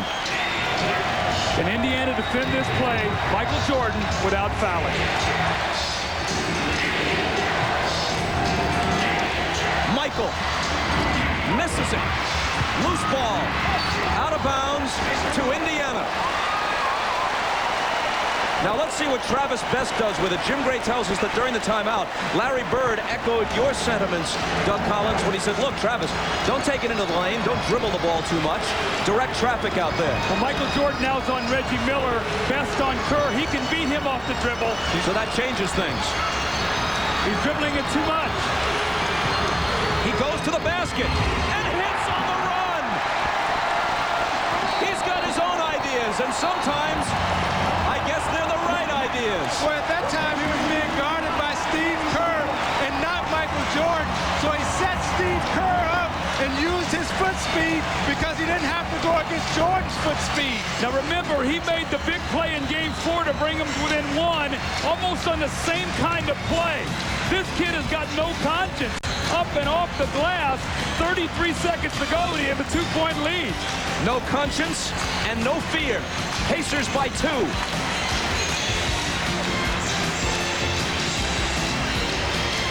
Larry Bird, the demeanor we've come to expect. The rest of the place is nuts.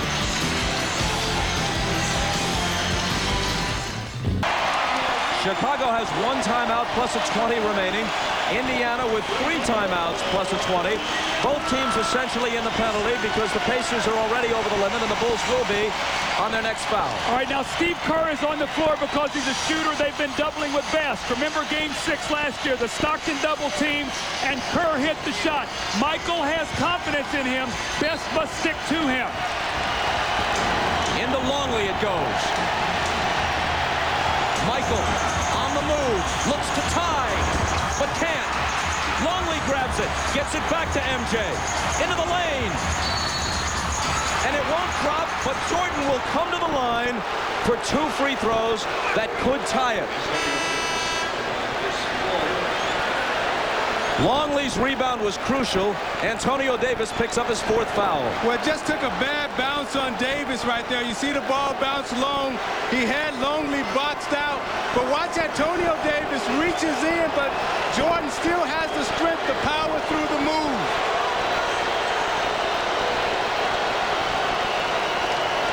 Well, the stone face went away.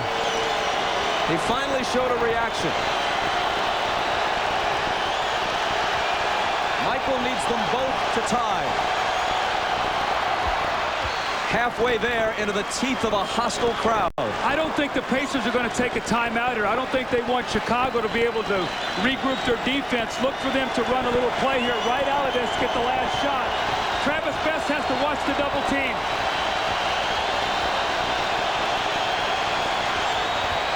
Tie game, 35 for Jordan.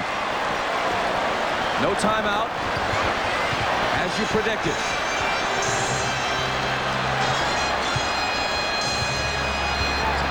Best to the basket, collides with Rodman. Ball comes loose. A whistle for a foul, and let's see who it's on. I think they gave it to Jordan reaching in.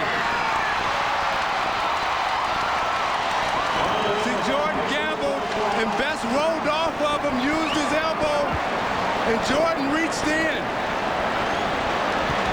Travis Best is 36 of 40 at the free throw line in the playoffs. 8.5 seconds. Got it. Wow. You want to keep it off that odd number. This is huge to keep it to a 2-point lead. That was nothing but net. A 90% guy in the postseason. Hits them both. Chicago uses its last full timeout.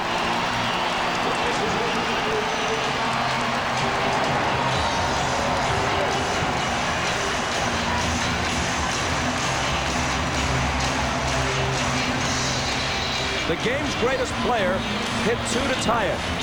A third-year man out of Georgia Tech walked to the line at the other end of the floor and hit 2 to give his team the lead. Mark Jackson is their starter, but the important minutes in the 4th quarter throughout this series have been played by Travis Best, at least after they got through with the first couple of games in Chicago. So they start with Jackson, but they save their best for last. Bob, one of the things that's going to happen here, you know that the Bulls are going to try to get something going to the basket. They're not going to settle for a jump shot unless they just have to. But what happens is you see a Michael Jordan going to the basket or a Pippen, you get sucked in, and that's when you give up that 3-point shot. Kerr, who coached in the basketball game. So you have to have the discipline, even if you see Michael take that ball to the basket, not to leave one of those open shooters. And Doug, Larry Bird made the decision to bring Derek McKee back into the game to eliminate Jordan's ability to post up on a smaller player.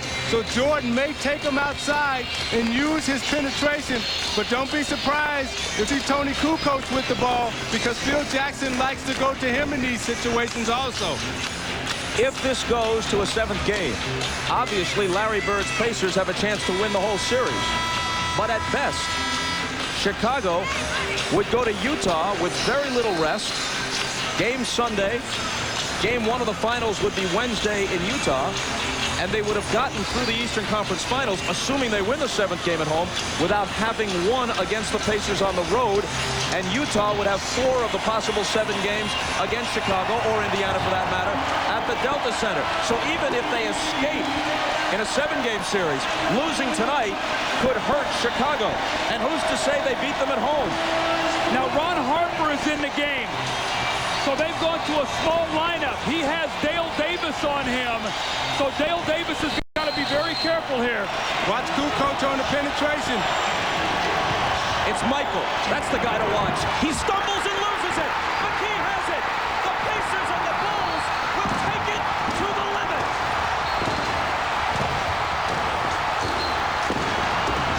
Now wait a second. The officials are saying that there may have been a foul with a second or maybe tenths of a second on the clock. Right now they have put 4/10 of a second up on the clock, which is not enough time for Chicago anyway to do anything but rebound the ball and fling it to the other end of the floor.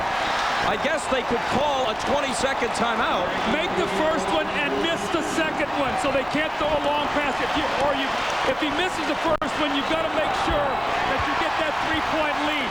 I think you're going to see him here try to miss this shot. I would put the points on the board right now. I would not miss. Put the points on the board and end the game. He misses it on purpose.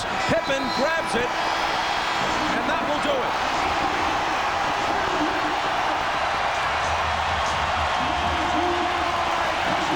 For the first time since the conference semifinals in 1992, Michael Jordan's Bulls, we're not counting when he was gone all of 94, or when he was a shadow of himself in 95 when he came back briefly, the real Michael Jordan Bulls taken to an elimination game for the first time in 6 years. You see, Bird made the decision to bring McKee back into the game for his defensive ability and also defensive reputation. He has a defensive reputation, so the officials are not going to call a call on him because he has that reputation. Well, you could see that he put his right arm down and gave Michael a push, and he lost his balance. Interestingly enough, both finishes we've had, games 4 and 6 here, have ended with a controversial no call. And you watch Bird's reaction right here.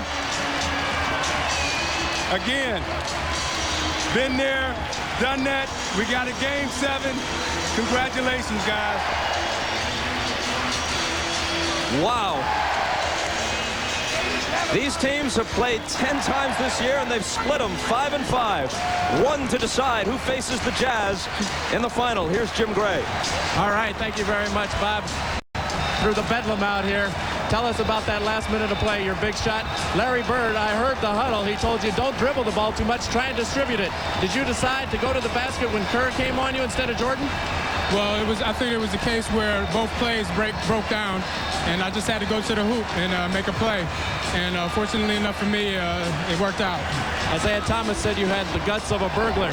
What kind of guts did it take against the defending champions and putting your team on the line for a Game 7? Well, this team has had a lot of confidence all year, and we just been making plays down the stretch of big games, and we just wanted to come out here and play as hard as we could, and things worked out. Could you ever have imagined that the Pacers would have won a game in which Reggie Miller shot so poorly?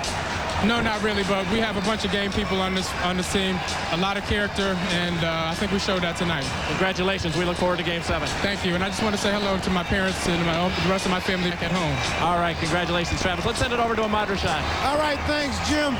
Rick, what a turnaround from the last game to this one. How did you guys turn it around like this? I don't know how we did it, but we've been able to do that all season. Every time we lost big throughout the season, we came back and had a terrific game. It was much the same tonight. But even after the last game, it looked like you guys were morally down, like it wasn't going to work out for you. But tonight you come in ready to play. Yeah, we were. The crowd always helps, and tonight we had tremendous effort from our bench. Dale Davis was phenomenal. And Travis, of course, was big there in the clutch. How about for you, Rick? A lot of pressure on you coming in tonight to show up big. 11 and 12, 25 points. Well, I didn't get really into my offensive rhythm the last game. As shooters, we want to come back and bounce back right away. Now, going into the next game, do you feel a lot more confident after this one? Yeah, we still haven't played well in Chicago, so I think we're due. All right, congratulations on a great game. We'll see you on Sunday. All right, back to Bob. Ahmad, thanks a lot. After the Bulls lost Game 3 here, they still had a 2-1 lead, and Michael Jordan termed that defeat a bump in the road. That bump in the road has just become a giant roadblock. I don't care if they're at home or not.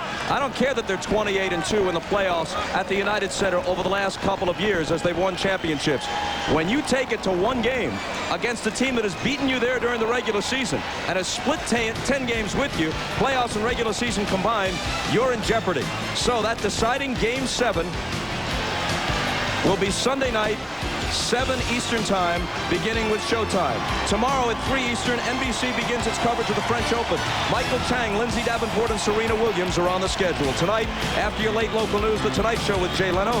Jay welcomes John Lithgow, and musical guest, Third Eye Blind. For Isaiah Thomas, Doug, Ahmad Rashad, and Jim Gray, I'm Bob Costas. How much fun is this? This has been the NBA on NBC.